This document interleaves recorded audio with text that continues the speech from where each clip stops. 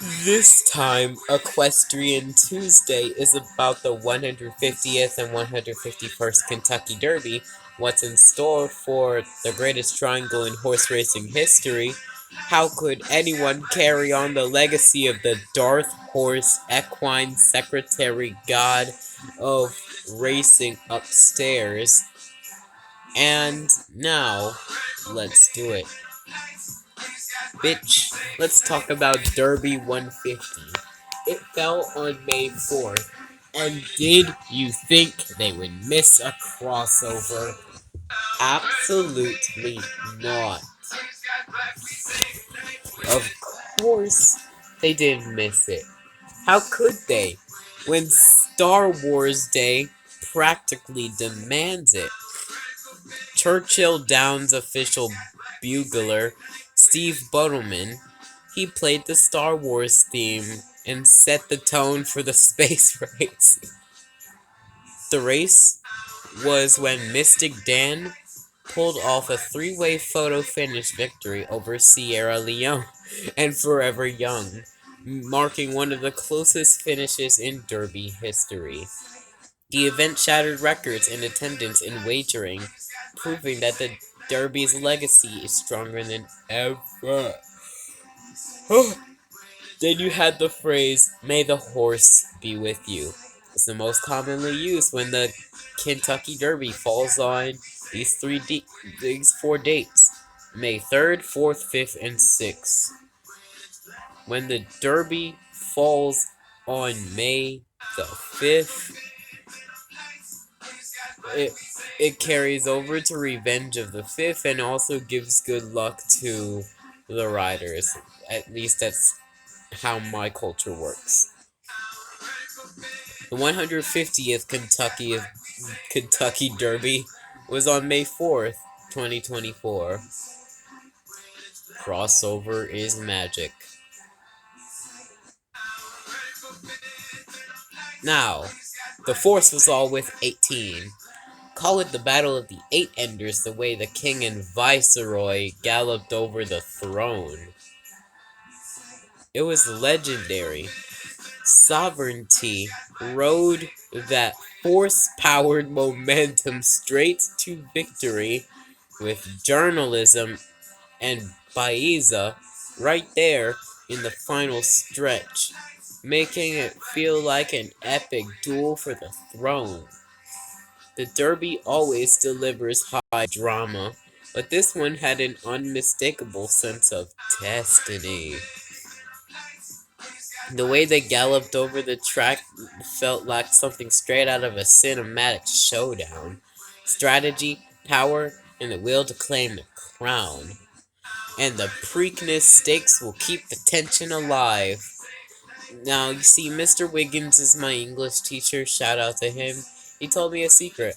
All 19 horses in Derby 151 has some relations to the god of horse racing himself. May Secretariat rest in peace where the ponies frolic. And that GHR was Secretariat. Of course not. Of course, why wouldn't he be? They were related to an undefeatable. Can't even call it 2 minutes the way 15940 was like. Holy shit. This year's Sovereignty managed a solid 202, and his ancestral legend smoked Sovereignty's pack by 3.4 seconds.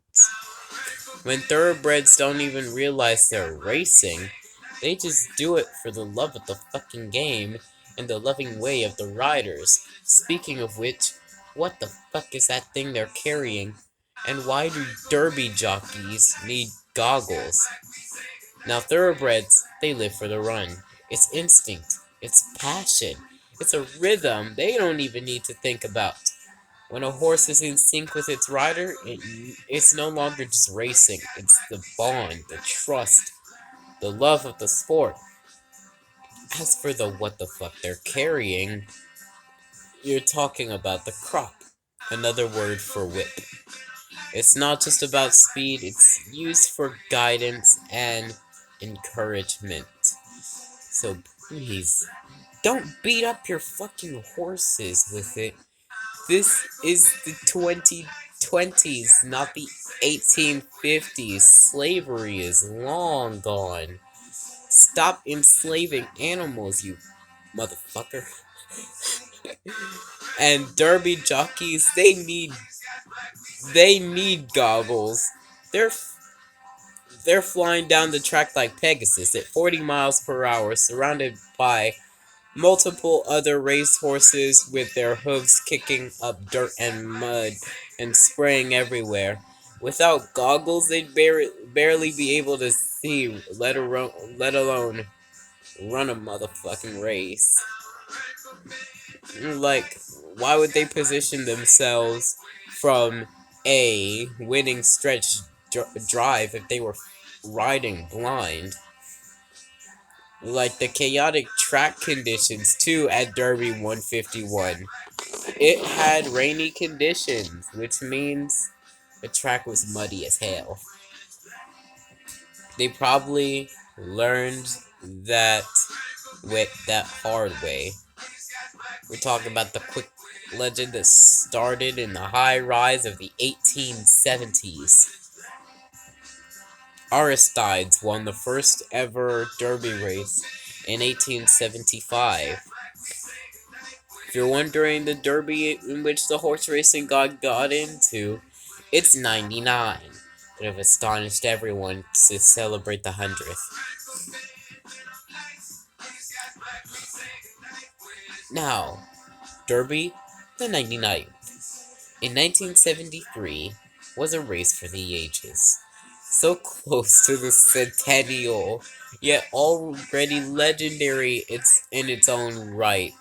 And of course, it was the year Secretariat stormed the track, setting a still unbroken record of 1 minute, 59 seconds, and 40 whatever the fuck those are. It's wild to think how just 1 year later, the 100th Derby would take place. But Secretariat had already cemented his place as the undefeatable. His victory wasn't just fast, it was dominant, leaving Sham and the rest of the field chasing history. Who the fuck is Sham? Let's talk about how they celebrated a century in 74. It was a grand celebration of racing history, marking a century of the Run for the Roses. The race itself was historic, featuring the largest field in Derby horse history with 23 horses, and a record-breaking 163,628 spectators. They all were in Churchill Downs. The winner, Cannonade, ridden by Angel Cordero Jr., surged ahead in the final stretch to claim victory, securing his place in Derby lore. The event was attended by one Princess Margaret of Britain's royal family. There were a total of 13 power-puffing players throughout the existence of the trilogy. Each Triple Crown winner carried a unique story. Mild upset anyone? Sandman was one of the most rooted for in the lineup of 19. He did not qualify for the Preakness Stakes, unfortunately. Don't believe in every top odd. The favorite was Journalism. He came in second place. But that is enough to qualify for the Preakness Stakes. This year, the stakes are on the 17th and June 7th. Sometimes the Triple Crown can be completely within May, but that's super ultra rare. The Kentucky Derby was Generosity. The other two are VIP, MVP, Pass to Pass. You've only seen 2 battles. Belmont is a war. A 1.5-mile grueling war. It's like comparing tigers to house cats. And just an update. Sovereignty just said skip the ads and wants to go straight to the Belmont Stakes. This ruins any chances of a Triple Crown this year. We're serious. And I learned something shocking. The 150th Preakness Stakes is the last before it's torn down and rebuilt. What will happen in 2026? Is the Triple Crown dead? Well, no. The Preakness Stakes will move to Laurel Park, and it marks a major transition for the Triple Crown structure. And now people are beginning to ask, is it time to switch things up with the Triple Crown? Some propose shifting the Belmont Stakes to the second race, allowing more time between the races to keep top contenders in the mix. And I believe we should have extended time, so these horses who are qualifying, they can take their run.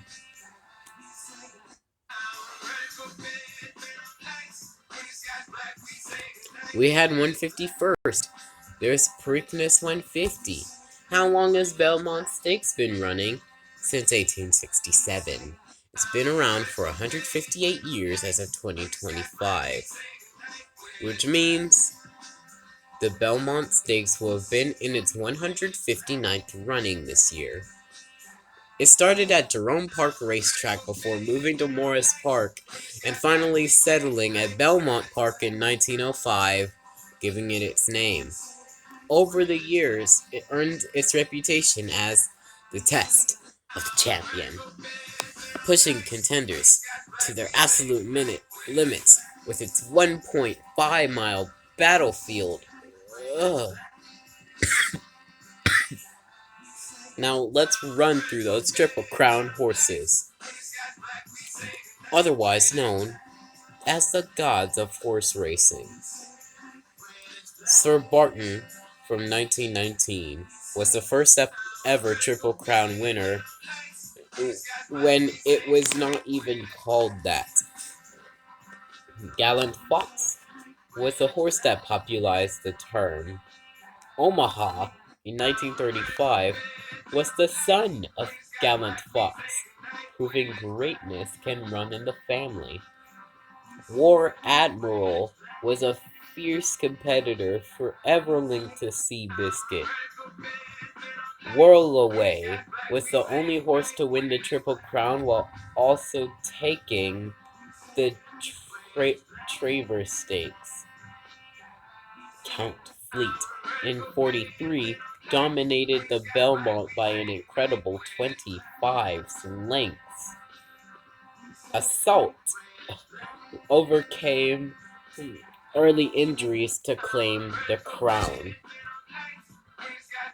Citation was the first horse to earn $1 million in career winnings. Secretariat was the untouchable, the unthinkable, the unavoidable, still holding record-breaking times in the Kentucky Derby.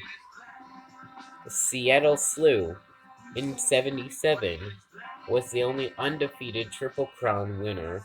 Undefeated meaning he never lost a race before these triangles.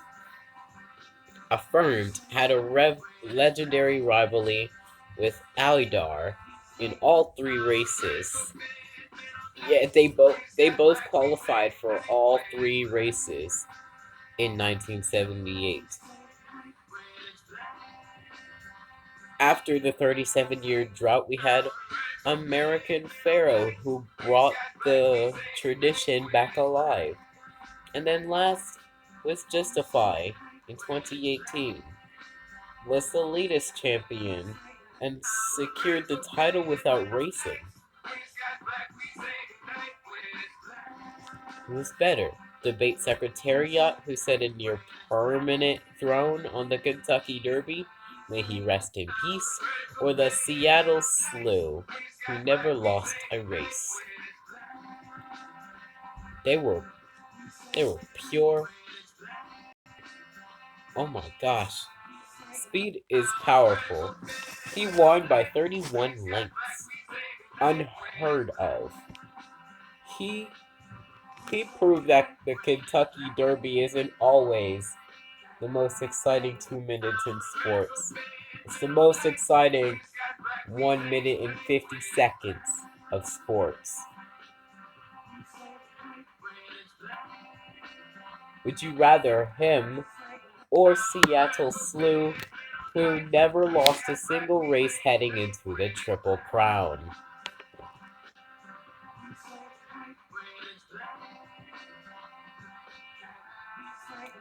And if they put a single hoof step in the sand, all the horses would bow down.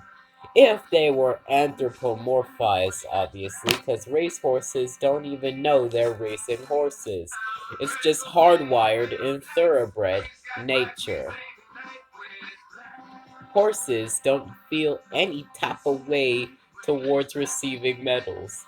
Like if you had an image of said horse wearing a first prize ribbon, it has the expression of not giving a damn. Is there news from the others who qualified for Preakness from Derby 151? Under consideration for the stakes are the famed journalism and American Promise. The draw is set for Monday, May 12th at 6 p.m. So then we'll know the final lineup.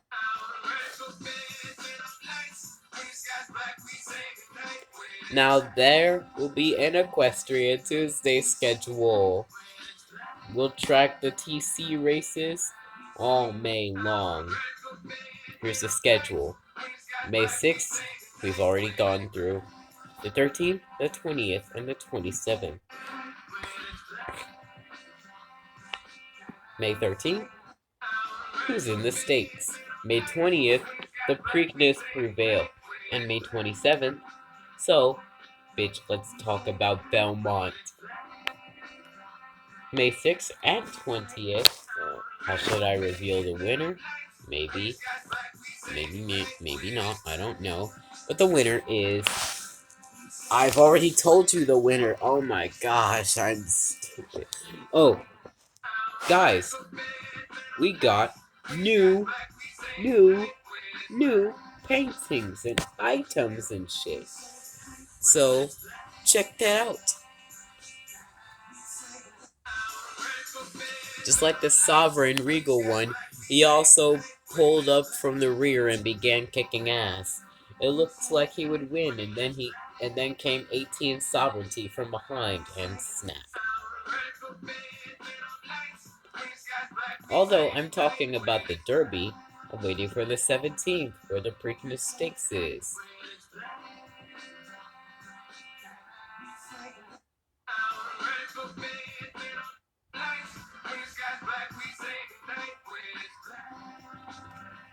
So that will be the end of our coverage for the 2025 Kentucky Derby, as we're going to move on to the Preakness Stakes. Good night.